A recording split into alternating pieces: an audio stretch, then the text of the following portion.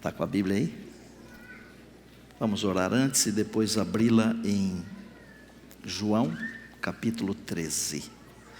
Senhor meu Deus, é um privilégio pastorear esse rebanho aqui. Esse rebanho aqui representa todo o rebanho que eu já pastoreei em quase 35 anos de ministério. É prazeroso estar com esses irmãos, visitá-los, amá-los. Irmãos e irmãs, obrigado por esse privilégio. Agora vamos abrir o teu livro. O teu livro é que é a verdadeira semente de esperança.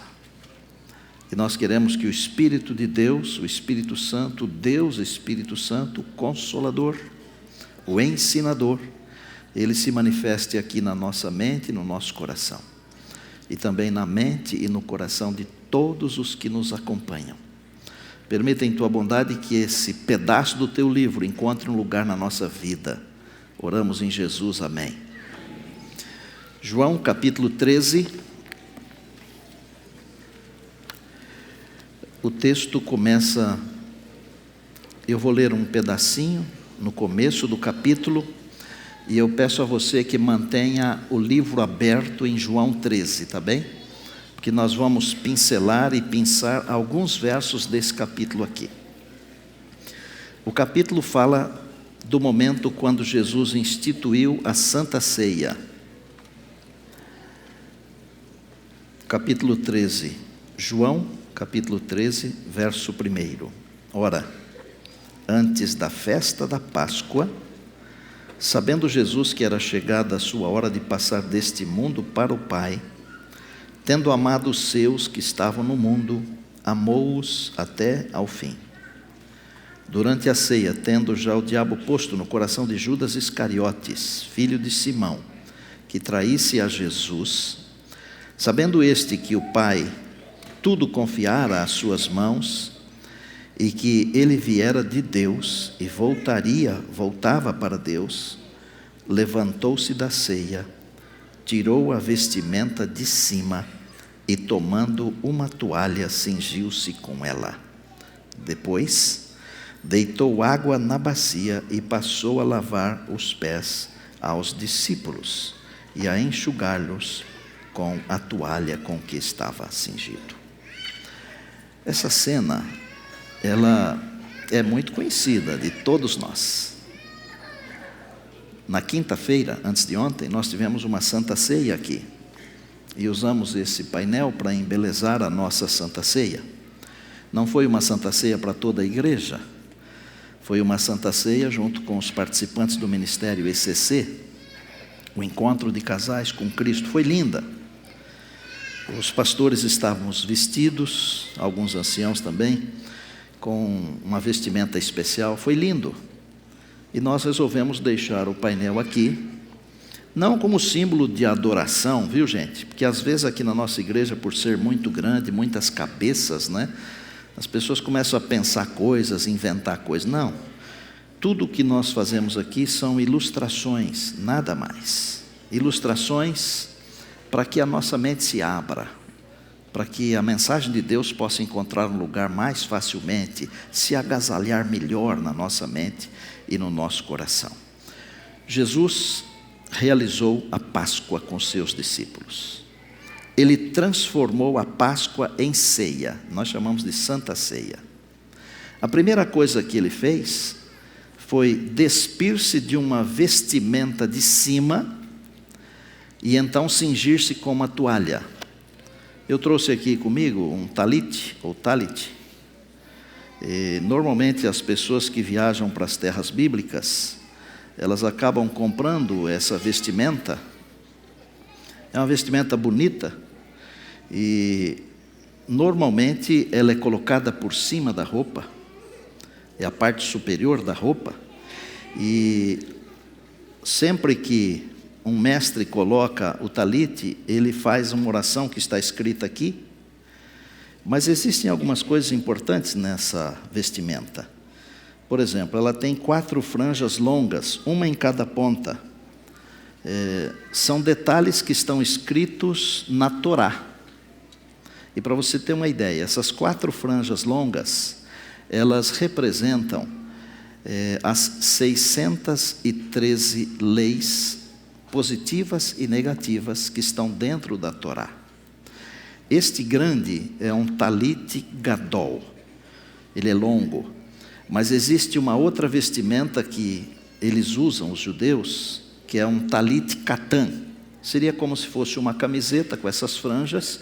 O talit katan é colocado por baixo da camisa, mas as franjas ficam soltas, porque elas devem ser uma lembrança das leis para eles. Jesus tirou a vestimenta de cima.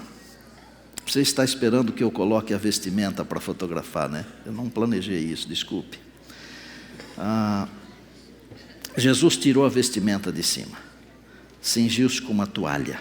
Há certas coisas que durante a ceia, mas não deveria ser só durante a ceia, nós temos que tirar o orgulho, a vaidade, as coisas de cima. Desculpem fazer ilustrações tão simples, mas Deus me deu a glória, a capacidade de transformar coisas profundas em coisas simples, para que sejam compreendidas. Precisamos tirar as coisas visíveis. Deus está olhando o invisível. O visível é para os homens. Deus vê o interior do coração.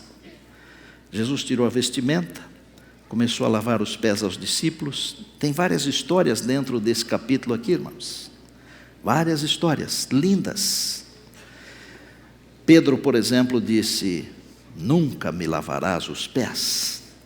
Pedro sempre disposto a dizer algo, como alguns de nós. Espírito rápido, voluntarioso, mais do que voluntário. E Jesus disse assim: se eu não te lavar o pé ou os pés, não tens parte comigo.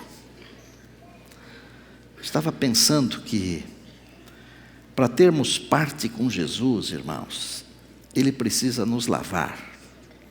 Porque se Ele não nos lavar, nós não podemos ter parte com Ele.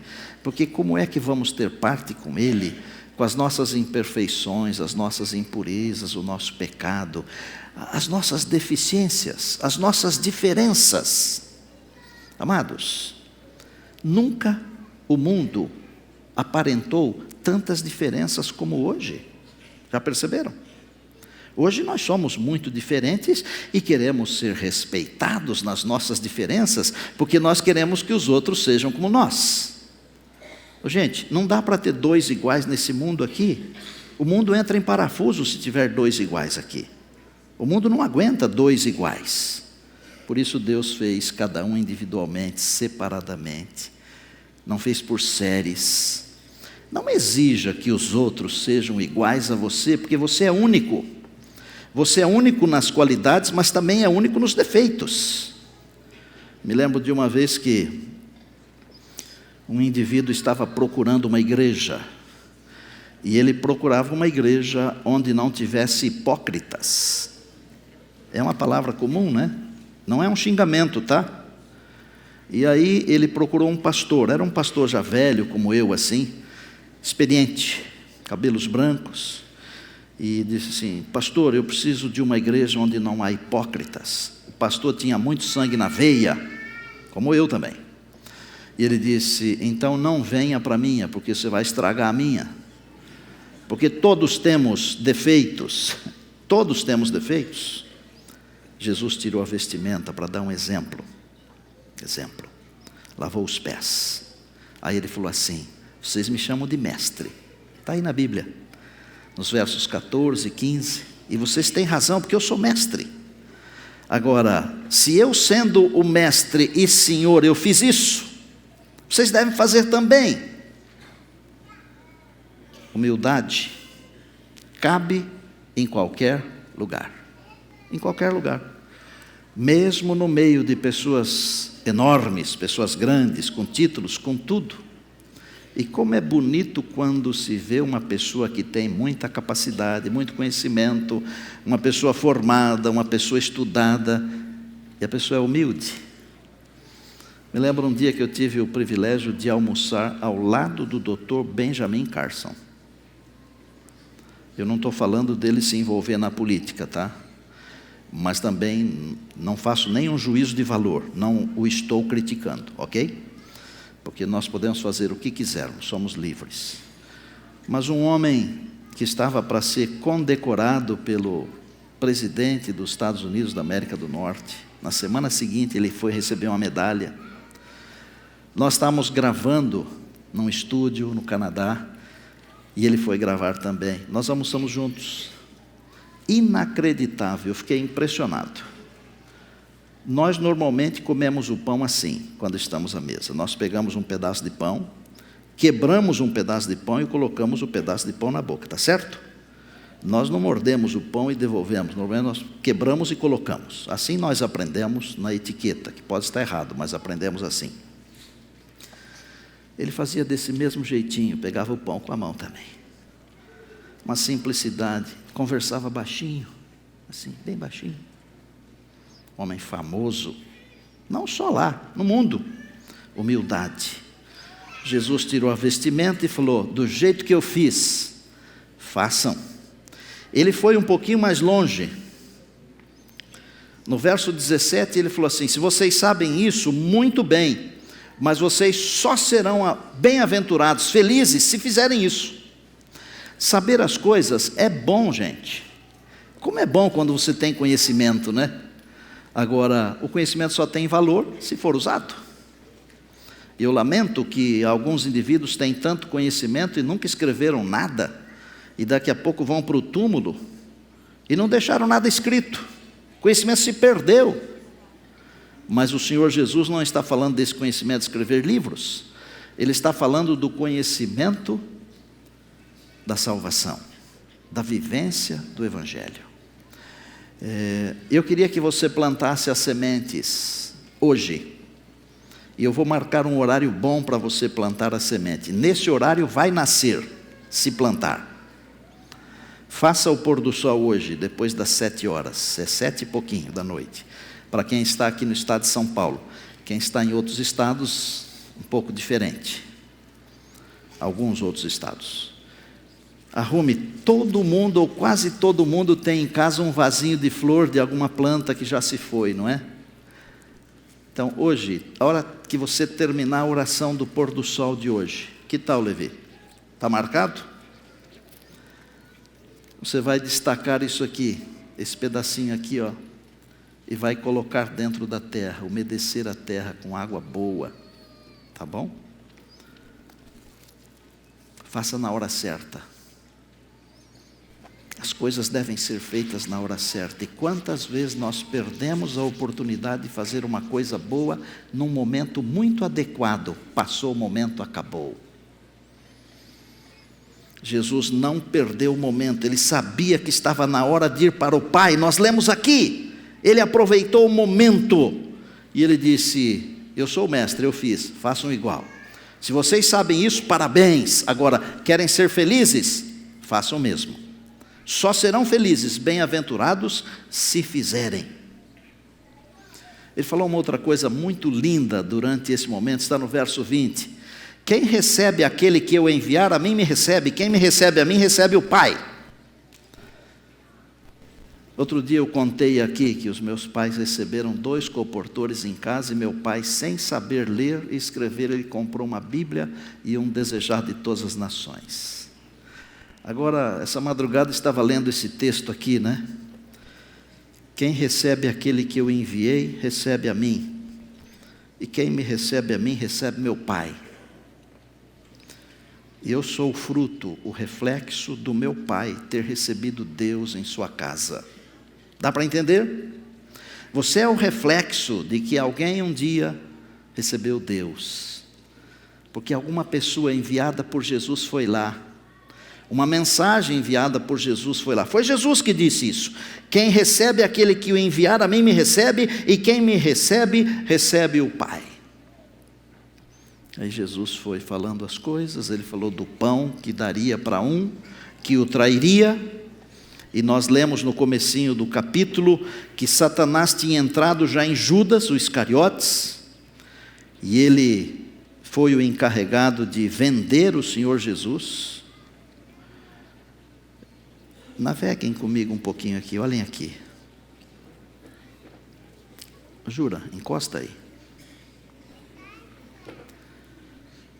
Será que Em algum momento eu já vendi o Senhor Jesus?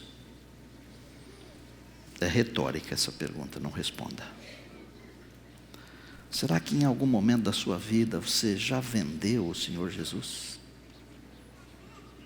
Já pensou nisso? Não o venda, porque o final é trágico.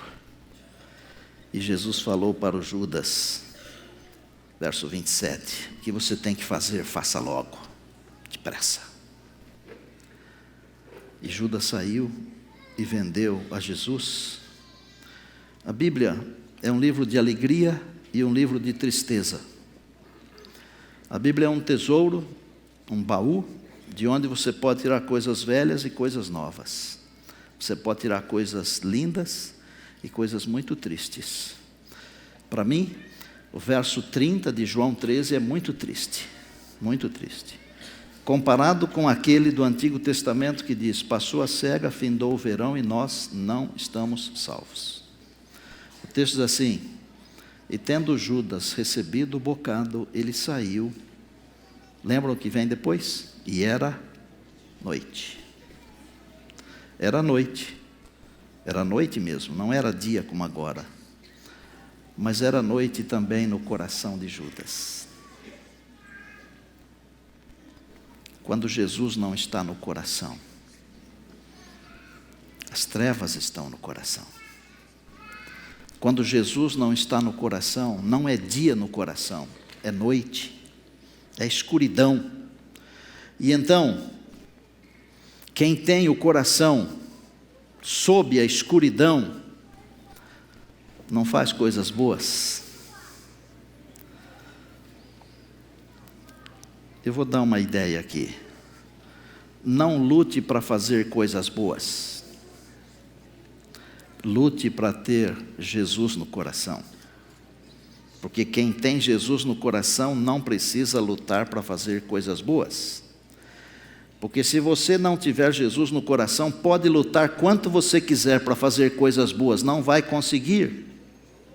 Porque sem mim, ele disse, nada podeis fazer. Bom, Judas foi embora. E Jesus falou assim, eu vou deixar um mandamento novo para vocês. Que vos ameis uns aos outros do mesmo jeito que eu vos amei. Mas esse mandamento não é novo, não. Não era novo, não. Porque o amor já estava estabelecido lá atrás. Quando o fariseu procurou Jesus e perguntou o mandamento, falou, amar a Deus e ao próximo, o amor. Mas ele estava mostrando uma nova modalidade de amar, do jeito que ele amou. Amar do jeito que Jesus amou significa fazer o seguinte, amar as pessoas independente das próprias pessoas. Amar as pessoas do jeito que elas são. Não exija que as pessoas mudem para que você as ame. Amar como Jesus amou. Olha, Jesus amou Judas. Está na Bíblia, eu li agorinha aqui. Amou-os até o fim. Ame as pessoas. Mesmo que elas não mereçam o seu amor, ame as pessoas. Porque Jesus disse, o novo mandamento é assim, amar do jeito que eu amei. Kainós e não neós. Vamos ler o finalzinho do capítulo, que é esse que vai dar a entonação da nossa conversa. Perguntou-lhe Simão, eu estou no verso de número 36. Perguntou-lhe Simão Pedro, Senhor, para onde vais? E Jesus respondeu, para onde eu vou, não me podes seguir agora, mais tarde, porém, me seguirás. Replicou-lhe Pedro, Senhor, por que não posso seguir-te agora? Por ti darei a própria vida. Respondeu Jesus, darás a vida por mim? Eu acho que Jesus não riu, mas é de rir isso aqui. E Jesus falou assim, em verdade te digo, que jamais cantará o galo, antes que me negues 3 vezes. Nosso assunto tem o título Antes que o Galo Cante. Talvez você possa interpretar o antes que o galo cante como uma repreensão de Jesus, tá certo? Olha o que Jesus falou para Pedro antes que o galo cante, hein? Não foi uma repreensão, viu, pastores? Viu, ancião? Músicos, não foi uma repreensão. Antes, muito pelo contrário, foi um chamado. Vou traduzir numa outra linguagem. Pedro, antes de o galo cantar hoje, você já terá me negado 3 vezes. Mas lembre de uma coisa: eu amo você até o fim. Não foi isso que João escreveu no começo do capítulo? Tendo amado os que eram seus, amou-os até ao fim. Até o fim. Às vezes os filhos fazem uma coisa errada e os pais não apreciam. Já aconteceu com você? Claro. Já aconteceu comigo? Claro. Mas são meus filhos. E eu os amo até o fim. Você é um filho de Deus. Está fazendo uma coisa errada? Não importa, Deus ama você até o fim. Você é uma filha de Deus, está fazendo uma coisa errada? Não importa, Deus ama você até o fim. Uma hora dessas, vai acontecer com você o que aconteceu com Pedro. E talvez você chore amargamente como Pedro chorou. O que não pode acontecer com você é o que aconteceu com Judas. Sair da presença de Jesus e exonerar Jesus da vida. Aí o que vem? Suicídio. Físico e espiritual. Presente e eterno. E o galo não cantou enquanto Pedro não negou Jesus 3 vezes naquela mesma noite. Quer saber de uma coisa? Se você quer ter certeza de alguma coisa, se apoie nas coisas que Deus falou, porque as coisas que Deus falou se cumprem. As coisas dos homens podem não se cumprir, mas as coisas de Deus se cumprem. Jesus terminou a ceia, foi para o jardim do Getsêmani, vem o capítulo 18 do mesmo evangelho de João. Pedro, bravo, forte, sacou da espada e tentou cortar a cabeça, o pescoço de Malco, servo do sumo sacerdote, mas errou o pescoço e pegou só a orelha. Jesus é levado, preso, amarrado. Alguém chega para Pedro e diz assim: você é um deles? Depois outro alguém chega e diz: você é um deles? Não. E aí alguém vai mais fundo e diz: olha, não adianta você me enganar. Você fala igual a ele, você estava com ele, eu vi você. A Bíblia diz assim: Pedro praguejou, está no capítulo 18 de João. Sabe o que significa praguejar? Falar as piores coisas do dicionário, do vocabulário, aquelas que você não usa de sábado, mas não devia usar de semana também.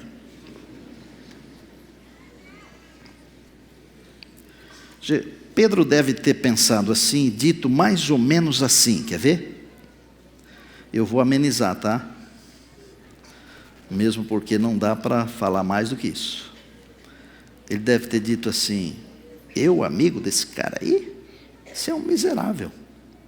Eu quero é que esse desgraçado aí morra crucificado. E na hora que ele falou assim: eu quero que esse miserável aí, esse desgraçado morra crucificado, o galo cantou.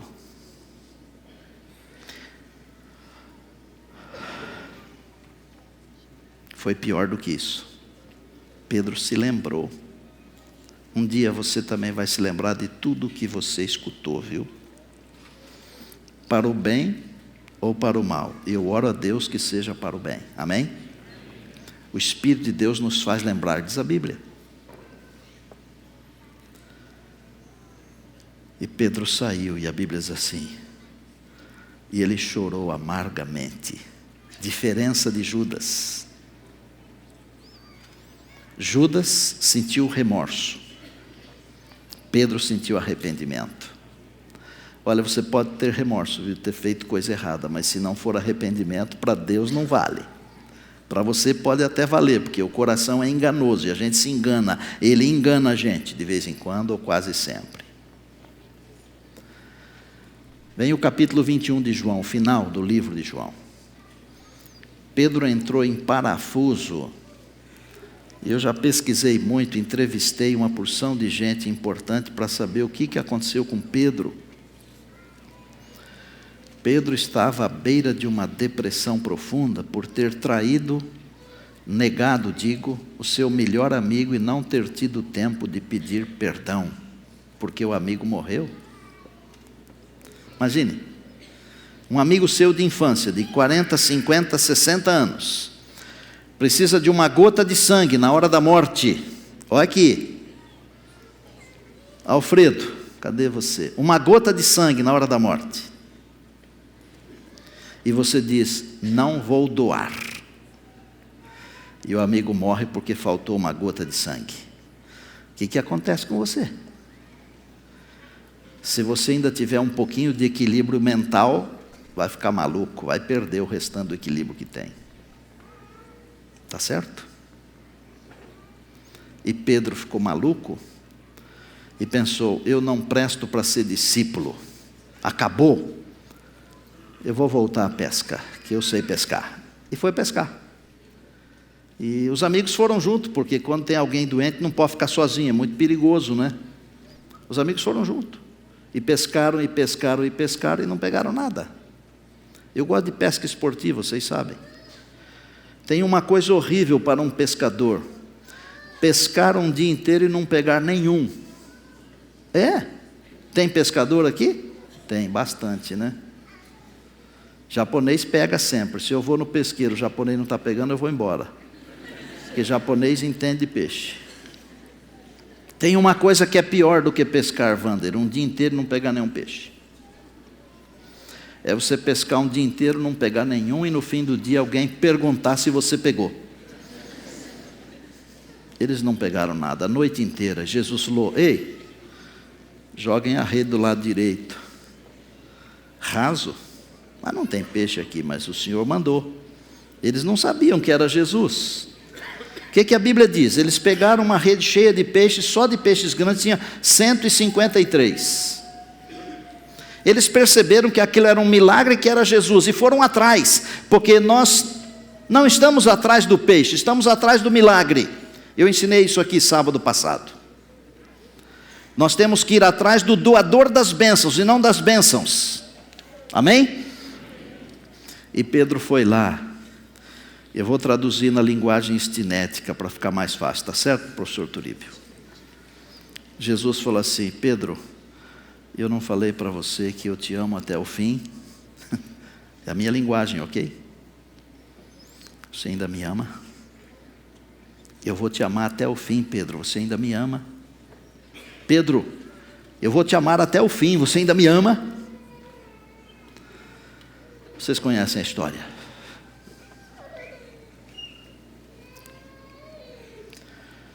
Jesus me ama até o fim. Eu posso até hoje, como pastor, nesse exato momento, eu posso estar cometendo alguma coisa errada. Sabia disso? Mas Jesus me ama até o fim. Você, como membro da igreja ou como convidado nosso, pode estar fazendo uma coisa errada ainda hoje. A mensagem do Senhor Jesus é, eu amo você até o fim. Eu amo você até o fim, Pedro. Coloque o seu nome aí no lugar do Pedro. Eu amo você até o fim, Tito. Diga amém. Nívia, até o fim. Geni, até o fim. Esses nomes que eu estou citando aqui não é porque estão com coisa errada, não. Estou só citando os nomes que eu estou lembrando aqui. Fábio, até o fim. Neumoel, até o fim. Sauião, é até o fim. Sabe o que significa até o fim? Significa até a última respiração, até a última gota de sangue. E se você deixar, olha bem para cá, olha aqui. E se você deixar, Jesus não vai perder essa batalha que se chama você, porque Ele ama você até o fim. Se fosse eu, ou alguns de vocês, não sei, talvez, que recebesse de um amigo querido que Jesus recebeu de Pedro, eu não sei como seria. Já pensou, pastor Antal?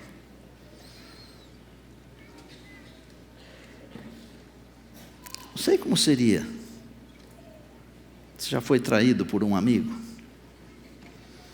Você sabia que as traições que mais doem são de amigos verdadeiros e pessoas da família?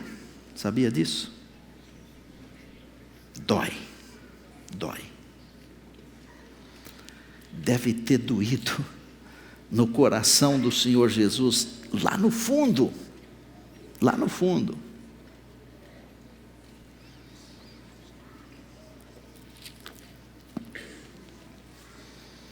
Eu acho até que quando, pela terceira vez, Pedro negou a Jesus, Pedro olhou lá para dentro do pátio, e Jesus estava olhando para ele. E o olhar de Jesus não era de condenação. O olhar de Jesus era: eu te amo até ao fim. Você já negou Jesus? Você já vendeu Jesus? Às vezes eu vou a algum restaurante e eu não tenho vergonha de fazer oração de forma audível com quem está à mesa comigo. Esses dias lá em Portugal, estava num restaurante lá, tinha 2 indivíduos numa mesa ao lado, nós tínhamos entretido uma conversa com eles, e eu perguntei o nome deles, era Vitor e o outro já não me lembro mais. Eu disse: olha, eu vou fazer uma prece aqui para agradecer a Deus pelo alimento, ok? Por isso, desculpe interromper a nossa conversa aqui. O que eles fizeram? Eles ficaram em silêncio, e na oração eu mencionei o nome dos 2. Às vezes nós temos vergonha até de orar ao Senhor, porque estamos num lugar público. Queria fazer uma prece hoje. Talvez com uns 4 ou 5, 6, uma dúzia de pessoas apenas. Pessoas que, como Pedro, têm negado o Senhor Jesus, mas que querem sentir o amor de Jesus até o fim. Querem uma outra oportunidade de demonstrar o amor. Pedro teve essa oportunidade. E como foi espetacular a vida de Pedro depois de sua conversão. Deus espera vidas espetaculares, testemunhos espetaculares, mas depois da conversão verdadeira. Alguém quer se levantar e vir aqui perto de mim? Se quiser vir, pode vir agora. Também não se sinta envergonhado não, porque o nosso juiz não é a congregação, não é o pastor. Vem aqui perto. Talvez você esteja nos acompanhando aí de longe, à distância, e queira também dizer para Deus: Senhor, eu sou um Pedro, eu já neguei o Senhor, mas eu quero ser amado até o fim. Porque antes que o galo cante, é um chamado. Antes que o galo cante, é um chamado. Chamado para eu me aproximar do Senhor, para você se aproximar do Senhor. Eram os momentos mais difíceis, mais tristes, mais sofridos da vida de Jesus. As últimas horas da vida de Jesus foram terríveis. Nós estamos vivendo as últimas horas. As últimas horas. Irmãos queridos, irmãs queridas, não esperem dias melhores. Não esperem. Daqui até o dia da volta de Jesus, só dias terríveis. A minha namorada Mari está lá com dores, mas ela me pediu esses dias que comprasse o livro, eu acho que se chama O Libertador, é o Desejado numa linguagem atualizada. Ela estava me mostrando ontem que quando Jesus veio, o selo dos demônios estava impresso na fisionomia dos seres humanos. E lá está escrito que Satanás usava dos órgãos dos seres humanos para a mais absurda corrupção. E ela me perguntou assim: não está assim nos nossos dias? E eu pergunto a vocês a pergunta que ela fez. Não estamos nós vivendo os últimos dias da história do mundo? Querido Deus, amado Pai, movidos pelo Deus Espírito Santo e no nome do Deus Jesus, nós invocamos a Tua bênção, a Tua unção, a Tua graça. Pai do céu, obrigado por que nos amas até o final. E que nós tenhamos um final glorioso ao lado do Senhor Jesus. Pai, não deixa o nosso final ser o final de Judas, por favor. Mas que seja o final de Pedro. Quando estivermos aqui nesse mundo, nós queremos ser instrumentos do Teu serviço. Ensina-nos a amar como Jesus amou, a ser humildes como Jesus o foi, e a viver a vida cristã como o Senhor deseja que a vivamos. Eu quero primeiro entregar a minha vida ao Senhor, a minha família, a minha igreja, e depois pedir que o Senhor nos use a todos como instrumentos. Tem misericórdia de nós, Senhor. Em nome de Jesus, amém.